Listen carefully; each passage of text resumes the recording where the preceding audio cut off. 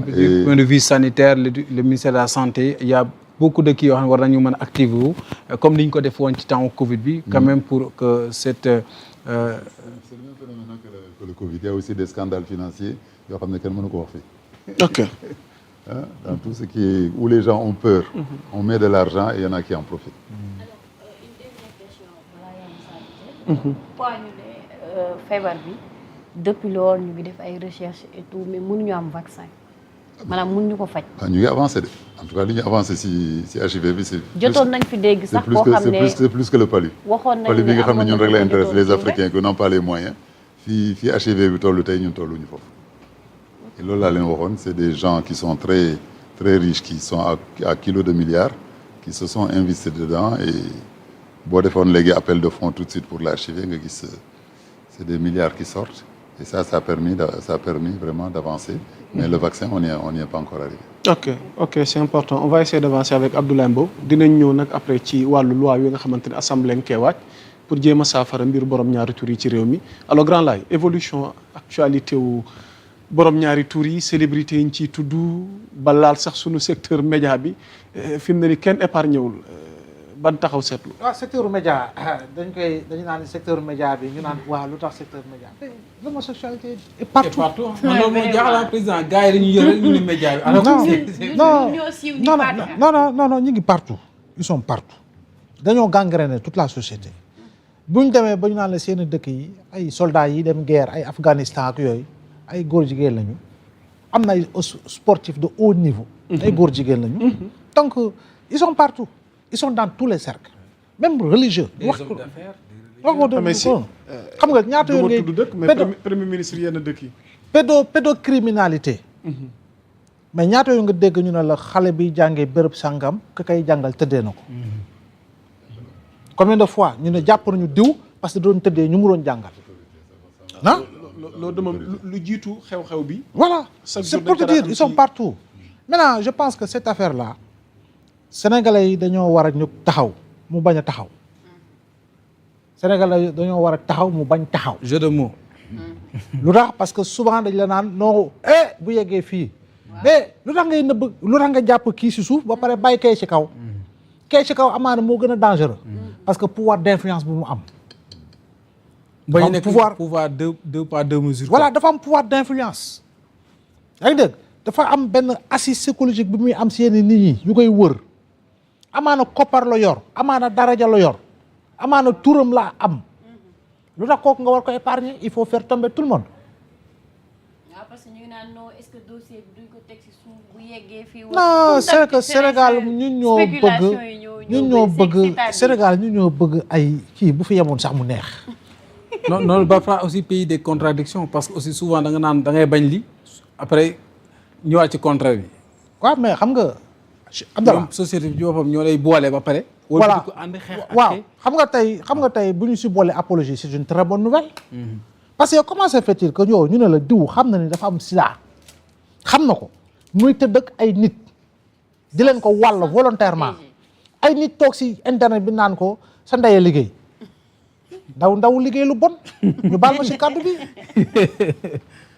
non très sincèrement mais fii non damay wax gis nga doomu aadama boo gis lan la mu juddu ak fu mu juddoo góor la doomu aadama bi mooy tànn simi yére góor sol yére góoree di waaye doomu aadama bu yàlla sàq mu ñëw si kaw suuf ak bakkan góor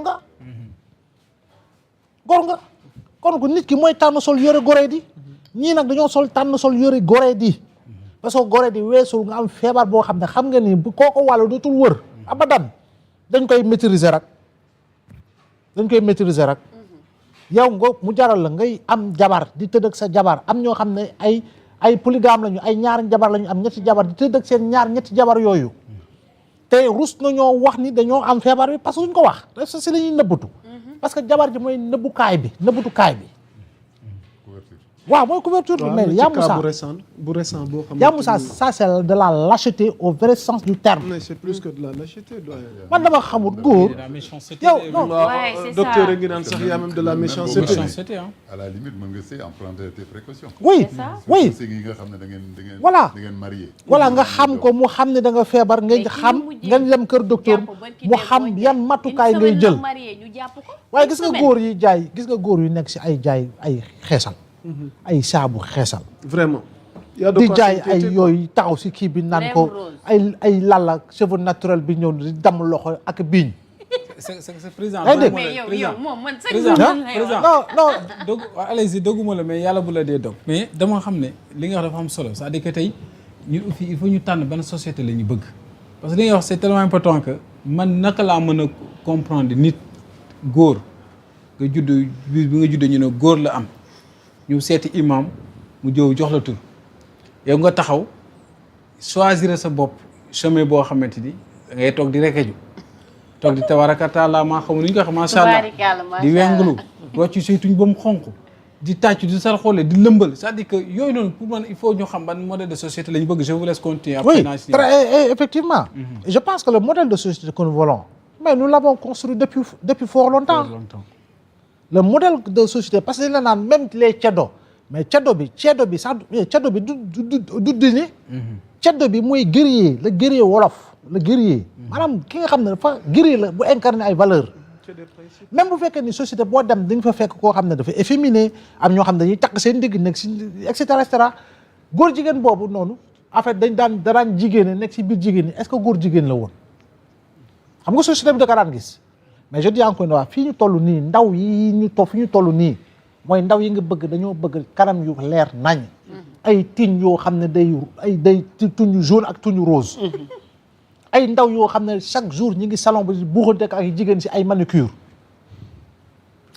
chirurgie waaw chirurgie esthétique. yow diw xaw ma Mireille ak Mixel ak ñoom Angèle diw yëpp nga xam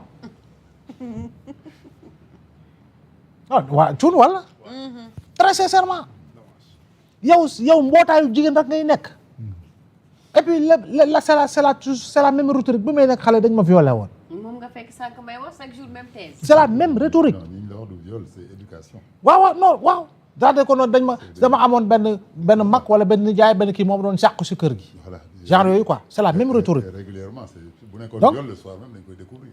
voilà donc je pense que bii ça fait partie d'une presque formation. voilà Une formation vers le- léegi vers- au vers qu'on le le veuille ou travers. non yow da ngay dégg baatu jigéen mosoo ko teg bët xamoo ndax daa pataax xamoo ndax sew raggin la xamoo ndax ku ñuul la ndax ku xees la baatam rek nga dégg mu perturbé la kon yàlla am na lu mu def si jigéen wala Abdallah lu wér kay baat rek ngay dégg nga koy wëri pour xool kooku nu mel baatam rek nga dégg yow lu tax lislaam na la baatu jigéen awra la warul sax sut baatu soxna warul Waaw. sax sut baatu borom këram yow da ngay yow testanu lala yi sax ngay seen perturbé Ismaïla su ma ñu testenu laa lay te gis nga yi nag gis nga yaa Moussa yii boo ko yóbboo carbone 14 Ismaïla su ma ñu testenu yi yaa Moussa gis nga testen yii ay boo ko yóbboo carbone 14 nga xam ne karma am na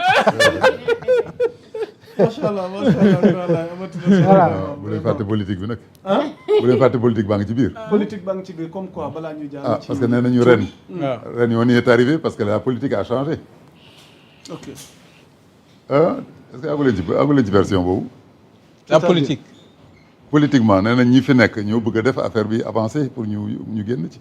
Ok. am na yeneen yu gën a grave yu xewoon ay mariage yu amoon ay maanaam mariage régime yi amoon. jàll politique ndëppal bi daan na la politique. waaye gis nañ ni avec ce non nouveau foofu régime sax foofu sax il m'a marché sur la langue man dama jàpp ne waaw allez-y ce régime là en place waaw. war nañ ko mën a saluer quelque part parce que am na yu bëri yoo xam dafa nëbboon mais xëy na yàlla sax mën na la may chance boobu mais mi ngi commencé feeñ parce que man pour man l'affaire de l'homosexualité là pour man ni ñu ciy def vague d'arrestation yi même su dee ay présumé lañ c'est un mal pour un bien parce que boo gisee évolution mbir yi ak ñi ci tudd ñoo xam ne d'ailleurs sax certains da nga leen di wax rek ñu ne la bettu woon ni ma yàlla baal dama koy tudd rek mais Zal Mbaye mii da ngay dégg ko naan moo man de bettu moon donte dañu koy respecter présomption d'innocence parce que l'affaire est pendante devant la justice mais dafa nekk loo xamante ni il fallait que lii mën a am au moins dana xaw a nekk benn dana xaw a découvrir kenn mu leer na ni yow nga am yaqin ne moom la mais amoo audace wax ko parce que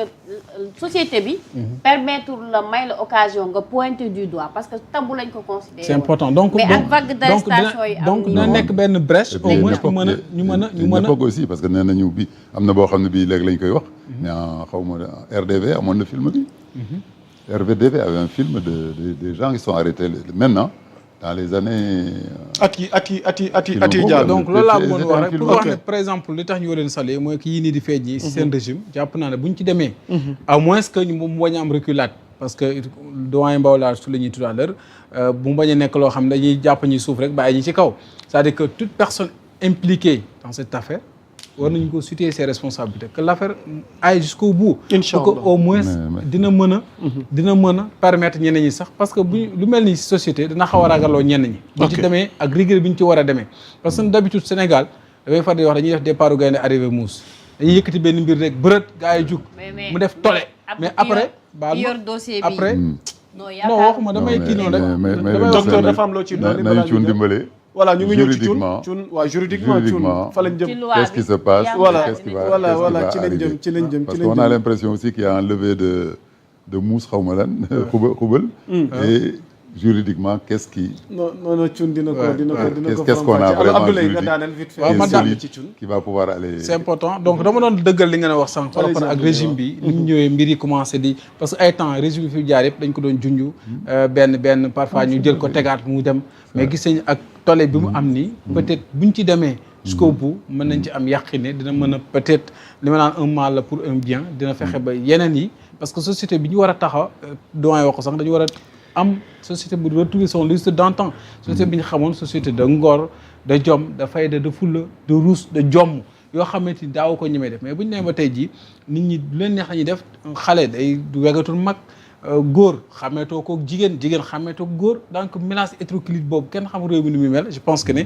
bu ñu dénkee état l'objectif bi ñu ko li ñuy xaar ci moom mooy que penc mi jag mooy lan sànq ni ko à l'Assemblée dañ koy jox ay moyens des pouvoirs discrétionnels jox lépp li nga xam ne mooy tax moom mën a arbitrer une société boo xamante ni kuñ nar a jàdd mbooy gi rek dañ la yóbbu fa nga xamante ni fa la mbaxane doon benn ngir ñu joyanti la d'ailleurs loolu la ñuy wax maison d'arrêt et de correction pour que bu ñu la corriger nga mën a am réinsertion société bi mën a nekkal koo xam ne sax ñu bëri bu ñu la gisee dañ éviter li la dugaloon dugal leen jàpp naa ne loolu avec ce régime mën nañ ci am yaakaar et d'ailleurs même sur le plan économique gis nga la fi xew loo xamante dañ ko daan nëppal donte amaguñ ci résultat bi ñu ciy xaar mais au moins ñu ngi ciy xaar loo xamante ni mais est-ce que xam nga infiltration fu mu toll dem ngeen ba UNESCO génn fi ay livres yoo xam ne dañ si doon jóge légaliser affaire bi éducation à la vie sexuelle est-ce que le nom n'est pas le même on a changé le nom LGBT la ñuy wax kenn waxtul homosexuel waxoon fii nouveau ordre mondial télévision yi ngeen ñuy seetaan tous les jours xam ngeen ne tous les jours ñu wone